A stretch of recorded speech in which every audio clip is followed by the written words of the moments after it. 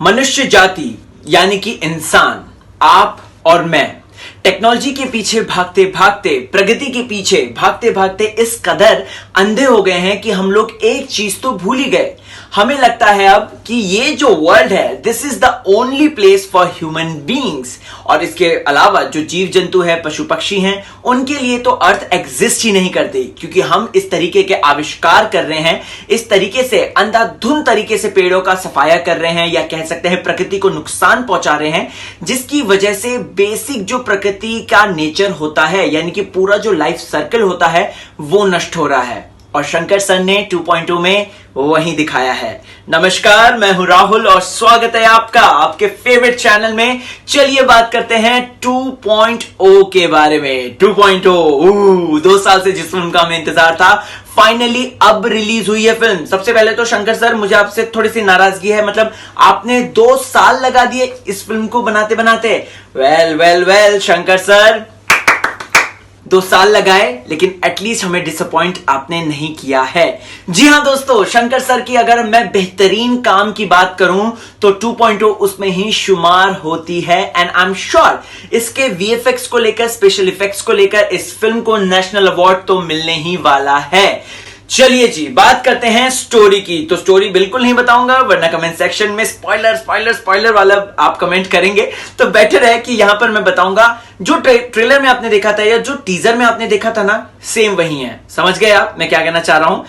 एक व्यक्ति है, मर जाता है, वो लटक जाता है टावर से, पक्षी आता है और अलग ही तरीके का एक चील का आक्रमण होता है और मोबाइल फोन गायब हो रहे हैं। लेकिन स्टोरी यही है दोस्तों, और विद अ मैसेज है। इस फिल्म का जो मैसेज है वो दिल को छूता है। इस फिल्म का जो मॉरल है वो दोस्तों कोई भी नॉर्मल फिल्म्स की तरह नहीं है। अगर आप फिल्म देखेंगे, ठीक है, हम आई अप्रिशिएट दैट कि फिल्म का जो पूरा वीएफएक्स है, फिल्म में एकदम हैवी टेक्नोलॉजीज का इस्तेमाल किया गया है, 3D वर्जन है, 4D IMAX, ये वो है। लेकिन कोई भी फिल्म जो बड़ी फिल्म होती है वो एक आत्मा के बिना अधूरी होती है, और इस फिल्म की आत्मा जो है वो इस फिल्म की कहानी है।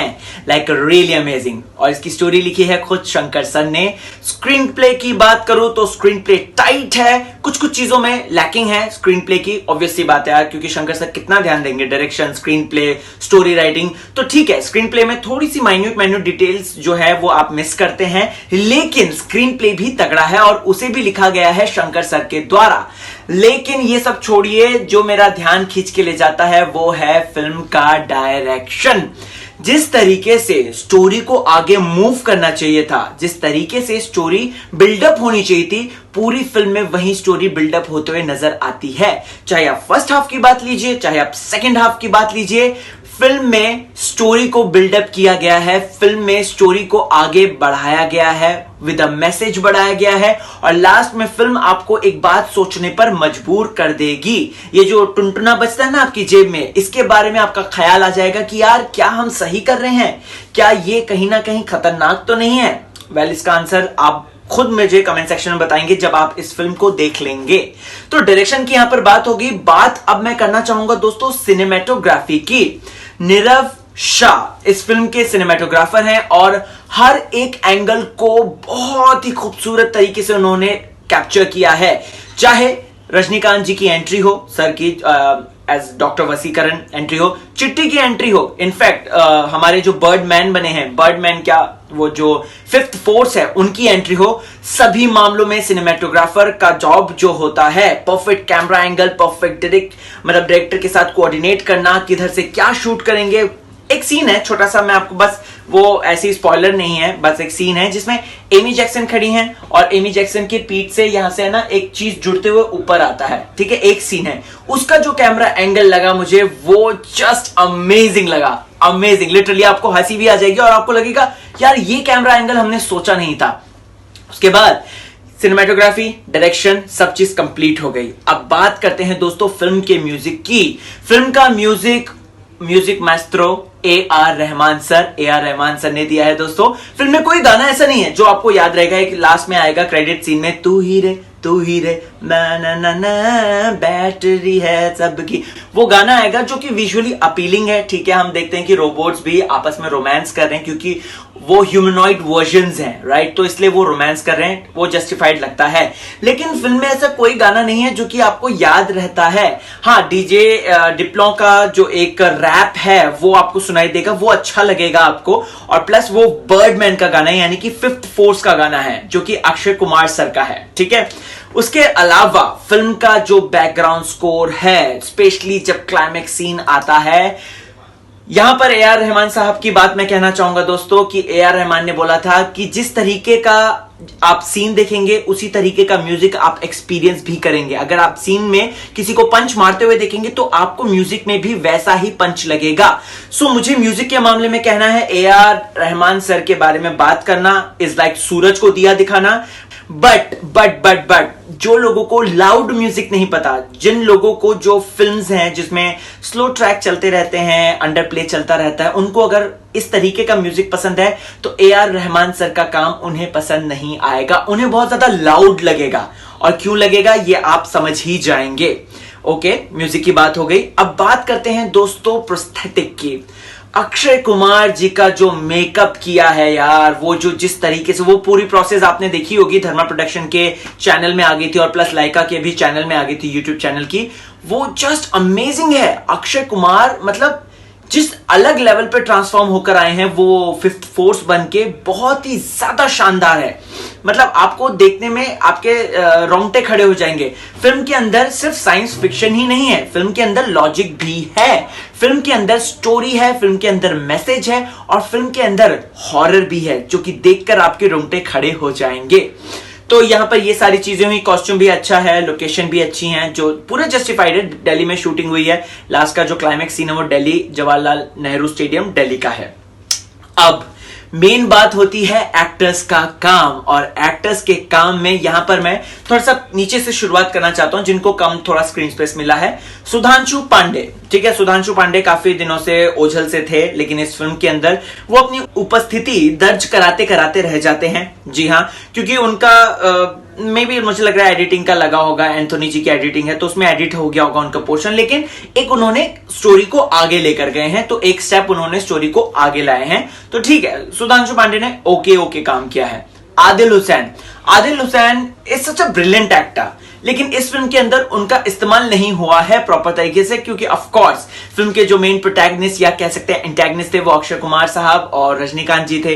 तो अब फिल्म के थोड़ा सा और ऊपर आते हैं, हम बात करते हैं एमी जैक्सन की। एमी जैक्सन जितनी खूबसूरत है इस फिल्म के अंदर रोबोटिक वर्जन में, ह्यूमनॉइड रोबोट में वो बहुत ही ज्यादा खूबसूरत लग रही है। और ऐसी रोबोट अगर मुझे मिल जाए ना, बाय गॉड मेरी तो लाइफ बन जाए, मैं तो शादी ही ना करूं। मतलब इतनी ज्यादा खूबसूरत है वो, इतनी ज्यादा अच्छी लग रही है। और सो ह्यूमनॉइड जो वर्जन है रोबोट का, तो वो लग रही है, वो बनी है एमी जैक्सन, और एमी जैक्सन की खूबसूरती लाजवाब है।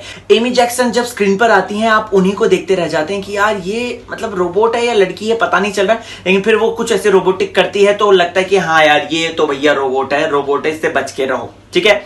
अब बात करते हैं फिल्म के एंटैगनिस्ट की, लेकिन ये एंटैगनिस्ट नहीं है दोस्तों, ये कोई कॉज के लिए लड़ रहे हैं, ये डार्क सुपर हीरो है जस्ट लाइक डेडपूल।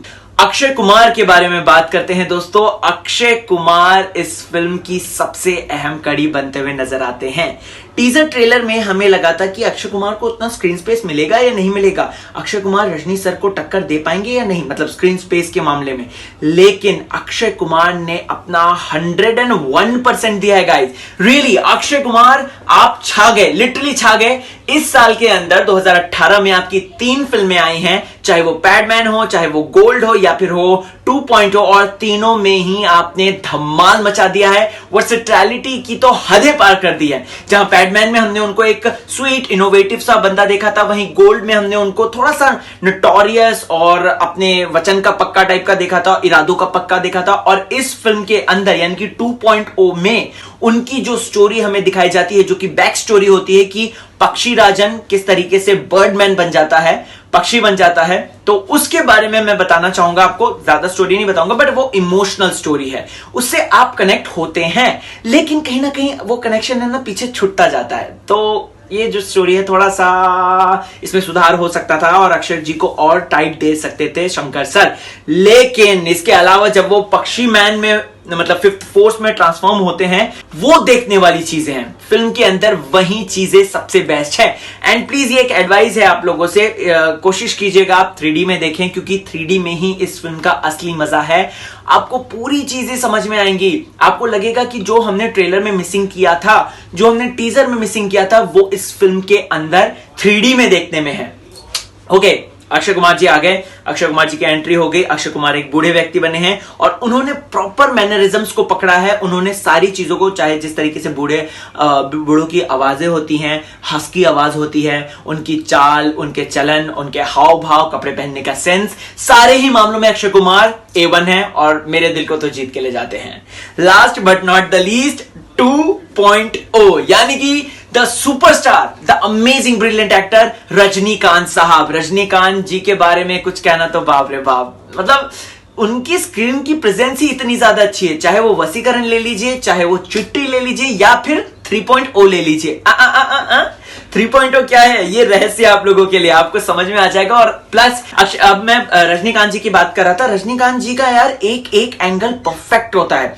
रजनीकांत जी जब एक सीन है जिसमें एक तरफ रजनीकांत है, एक तरफ अक्षय कुमार है, ये कॉन्फ्रंटेशन सीन है, वो सीन देखना मजेदार रहा है दोस्तों। वो सीन में रजनीकांत जी की आप एक्टिंग देखिए, तो उसमें रजनी सर की एक्टिंग देखना आप माइंड ब्लोइंग यार, mind blowing. Rajni sir Thalaiva आपको ऐसे ही नहीं बोला जाता, क्योंकि इस फिल्म के अंदर और भी ज्यादा, मतलब इतना मसाला भर देते हैं ना, मजा आ जाता है।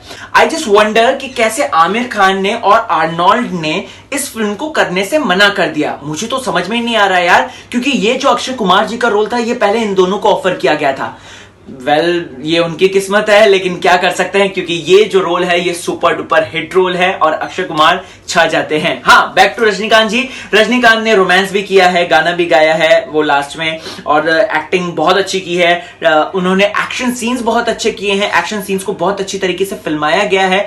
तो ओवर एंड ऑल फिल्म को देखना is a visual treat guys. जाइए और जाकर इस अमेजिंग फिल्म का, ये फिल्म जो कि इंडिया को एक प्राउड मोमेंट देती है, ये फिल्म जो कि हम इंडियंस को एकदम छाती चौड़ के हम बोल सकते हैं कि यस, हमारे पास भी अच्छे वर्जन्स हैं, हमारे पास भी विजुअल इफेक्ट्स बहुत ही शानदार हैं और हम लोग एवेंजर्स को टक्कर दे सकते हैं। जी हां, क्योंकि ये फिल्म यानी कि 2.0 एवेंजर्स को टक्कर दे सकती है।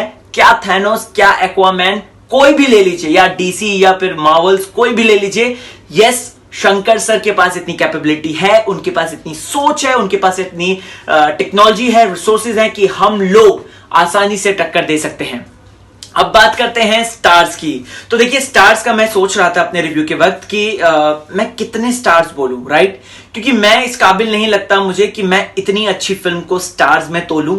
तो मैं बस इतना कहना चाहता हूं, आप फिल्म देखिए, आपके पैसे अपने आप वसूल हो जाएंगे और स्पेशली क्लाइमैक्स पोर्शन में तो आप खुश हो जाएंगे, लिटरली खुश हो जाएंगे। हाँ, थोड़ा सा एंडिंग इसका एब्रप्ट सा है, वो आपको समझ में नहीं आएगा और आपको क्वेश्चन लगेगा। और प्लस इसकी एक और चीज मैं बताना चाहता हूं, साइंस स्टूडेंट हैं तो आपको इजीली चीजें समझ में आ जाएंगी, लेकिन कहीं ना कहीं साइंस, क्योंकि मैं भी एक महानुभव से मिला था, उनसे मैंने बात की थी रिव्यू के टाइम पे, तो उन्होंने मुझसे बोला था कि आम जनता को कहीं ना कहीं ये ऊपर से जाएगी, क्योंकि इसमें साइंस का इस्तेमाल कुछ ज्यादा ही हुआ है। तो मैं यही कहूंगा कि आप थोड़ा सा जानिएगा उन चीजों को समझिएगा, उसके बाद जाके अपना रिव्यू मुझे कमेंट सेक्शन में जरूर बताइएगा। क्यों बताइएगा? क्योंकि ये जो चैनल है आप लोगों का फेवरेट चैनल है, जिसका नाम है, नाम नहीं बताऊंगा, नाम क्यों बताऊं, आपको तो बताइए नाम क्या है। तो कमेंट सेक्शन में कमेंट कीजिए और सारी चीजें बोल दीजिए, अपना रिव्यू मुझे बताइए, ठीक है? तब तक के लिए ख्याल रखना अपना, बाय बाय। 2.0 एक एक्शन करना चाहता हूं जो कि रजनी सर का एक्शन है इस फिल्म में।